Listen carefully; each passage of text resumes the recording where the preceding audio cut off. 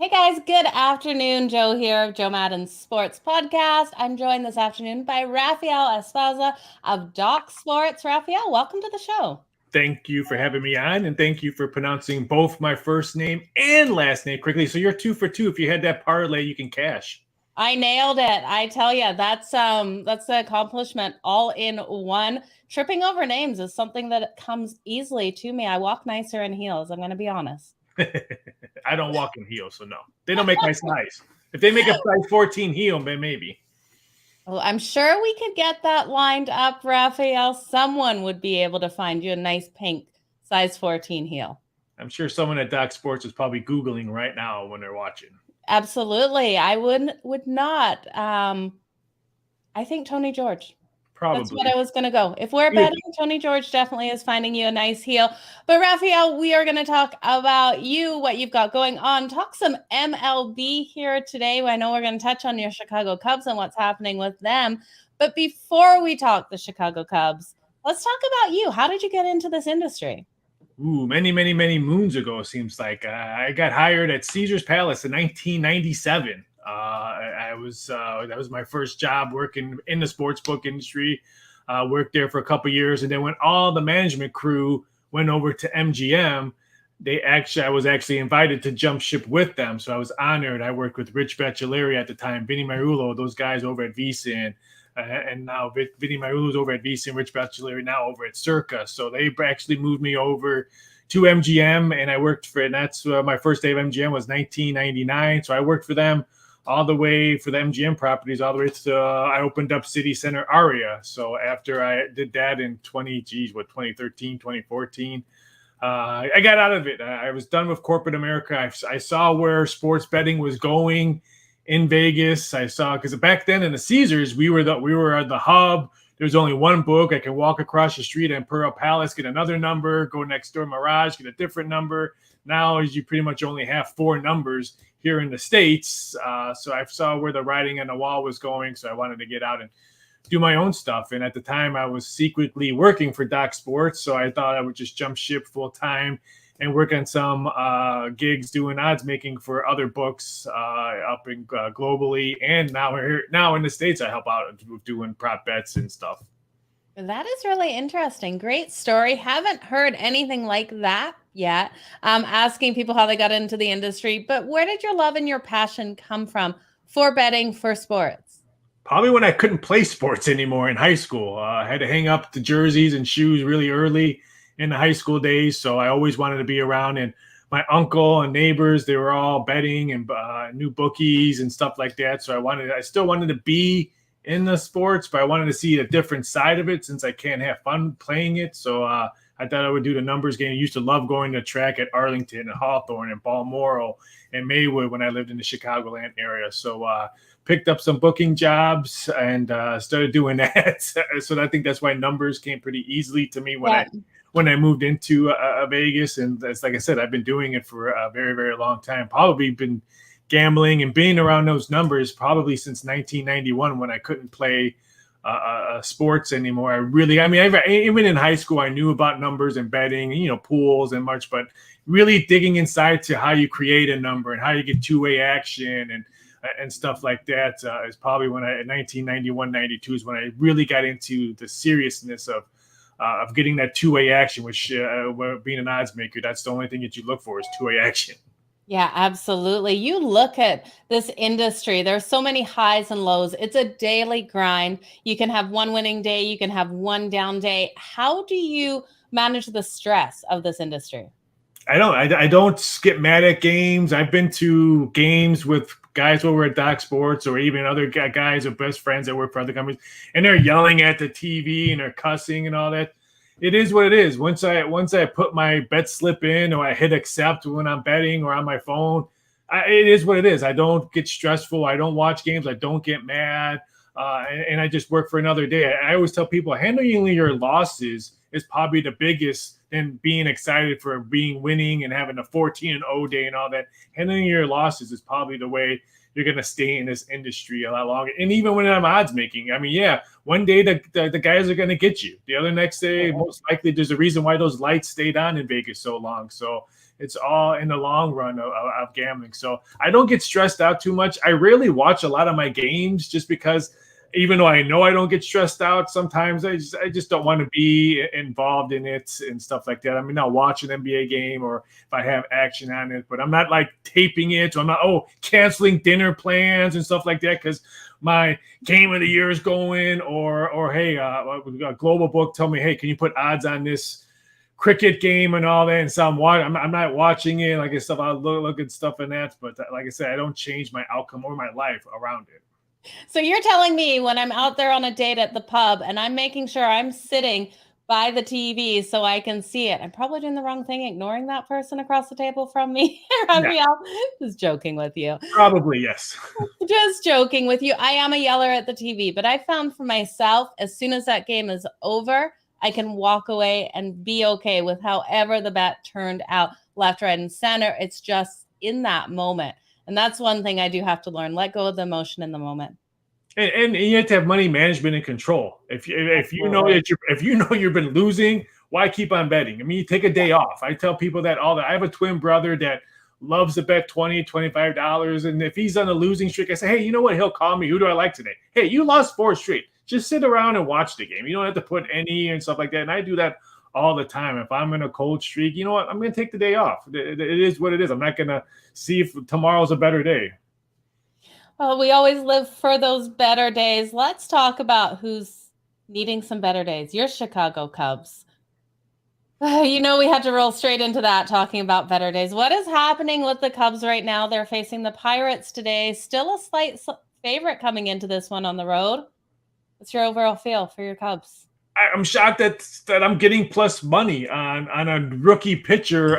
What's his name? Eckhoff. I'd rather take the former WD Eric Bischoff on the mound. I would still bet the Pirates in this one. I mean, the Cubs have been outscored 25-2 in their 3-game losing streak.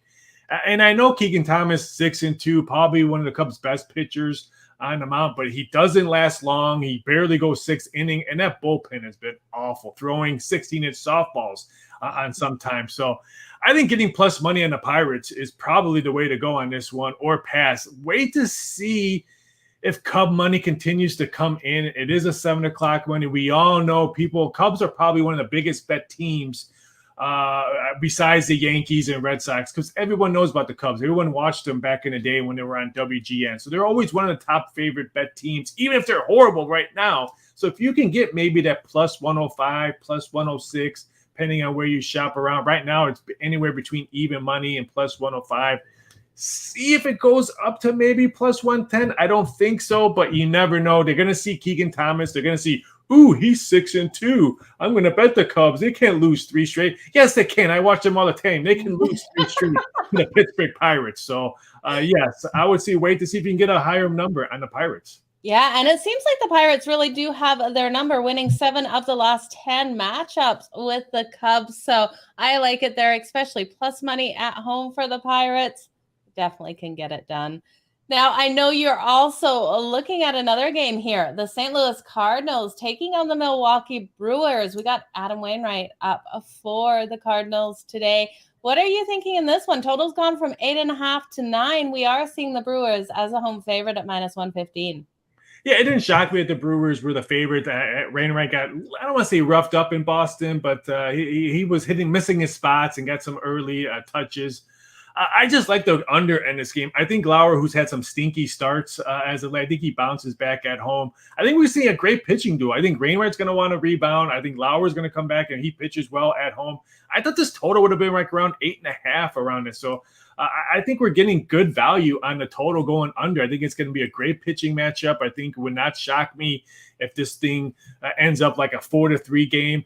Being a Cubs fan, I have to root against the Cardinals. I can't say Cardinals are going to steal this one. And the reason why I like the Brewers, I think they win this one, and I like the under. No Goldie tonight. He hurt his back. Probably not going to play today. So no Goldschmidt. That's a big bat out of that lineup. He was just coming off another NL Player of the Week coming off it. So if his bat's out of the lineup, I think the under at what it is now, 9 minus 120. Bet it now. Would not be shocked when people jump on their phones and windows, they're going to see Goldie not playing, and they're probably going to bet the under. So would not be shocked if this thing closes at the total at 8.5. I think one shop had 8.5 before we logged on. So if you're looking to bet this under, hurry up and jump on it, because it would not shock me if it goes to 8.5 by the first pitch. Absolutely. Now, in baseball, are you doing any player props right now? Is that something that you look at, those home run props at all?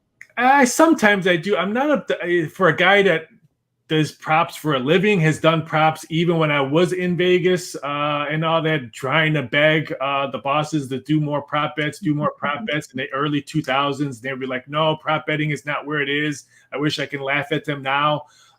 It's hard for me to and now if I find a mistake in something like that on a prop bet, I'll jump on it. But it's really hard for me to take the odds maker out of the handicapper when it comes to stuff like that I'm circling. I do more player prop bets for basketball, NFL, and all that. Baseball, it's hard because I tell people now with COVID, I really look at prop betting and future betting totally different, because I'm not going to put all my money and all my research and then someone's out because someone's family member tested positive or sick or whatever. They're pulling players left and right for illnesses. So I would say baseball is probably the biggest one that they could sit down just because someone's sick or got the sniffles. So I tend to stay away a lot from baseball prop bets. Yeah, definitely some great advice there. Now, the NHL game tonight, we got game 4. You got anything on this? Do you have a premium pick that people should head over to Docs, or what are you looking at?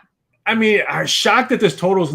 I understand the odds makers not putting 6.5, because the public will be all over the under. The wise guys will be doing backflips thinking they're going to steal money tonight. Totally understand why it wasn't 6.5. Yeah. But how do you not bet this game over? I mean, I don't understand it. And if I'm saying this right now, and I'll text you later when the finals 1-0.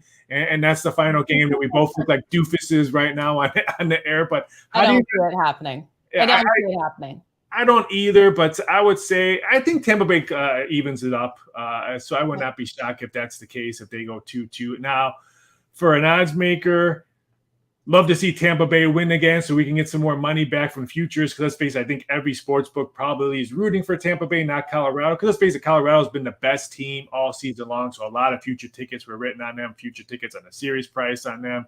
And I like to see the series continue, because let's face it, the NBA Finals was a dud. Every double-digit favorite, every team.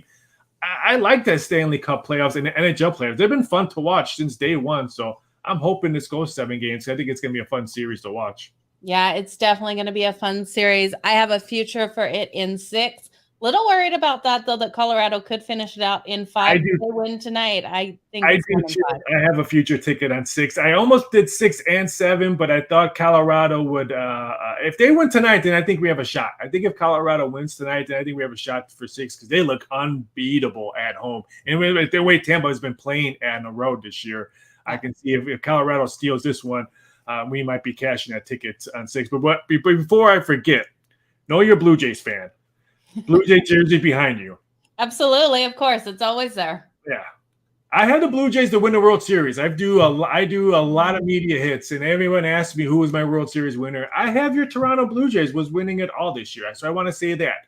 But if you're in Canada and you wear a baseball jersey, I'm sorry, you have to wear a Montreal Expo jersey. One of the best jerseys of all time is the Montreal Expos jerseys. I have one. I have an Andre Dawson one, even though he was a former Cub. Yeah, and, he won his MVP as a Cub, but I have an Andre Dawson Montreal Expos. It's one of my favorite jerseys in any sport is the Montreal Expos. Oh, I wish they would bring back Montreal Expos. I hear rumors that I hear rumors too. So, but I will always be a Blue Jays fan. But I just want to let you know, I have them.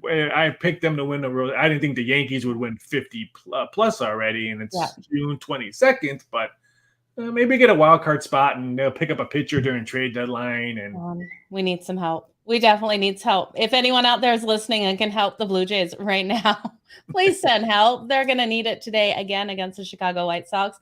Going to be an interesting game, so I can't wait. I am looking for a higher scoring one in that one, because we know both of these offenses can light up the board. Hopefully it comes in again nicely over that 9. I need the Blue Jays to win this one, because I have a ticket on Tony La Russa to be the next manager to be fired. So I'm shocked that he still has a job right now. I'm totally blown away because they're probably one of the most disappointing. They were supposed to run away with this division. I think they were like -$2 to win a division, and it looks like Cleveland and Minnesota are going to battle for it. White Sox most disappointing. I know they have injuries, but injuries is part of the game. It absolutely is. You got to play without those players that are injured. You have to have a full team to get the win. Raphael, where can everyone find you for socials as well as all of your picks? You can find me over at DocSports.com. You can find me on Twitter at VSI.Sports and Instagram at Raphael Esparza. Thank you so much for joining me here on the Joe Madden Sports Podcast. Absolute pleasure. Can't wait to have you on again. Thank you. Me too. It was great. Thank you.